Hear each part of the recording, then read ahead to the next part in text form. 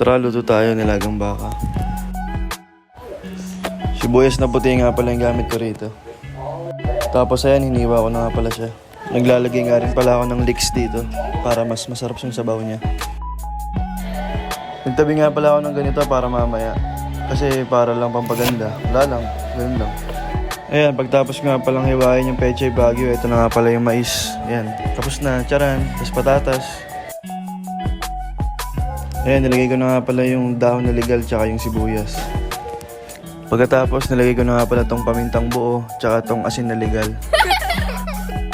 Ayan, nilagay ko na pala tong patatas. Pagkatapos, sinunod ko na nga rin pala yung mais.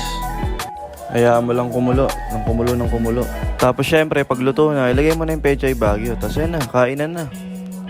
Syempre, bago mo isalin sa mangkok, lagyan mo ng konting arte para naman medyo maayos tignan, di ba?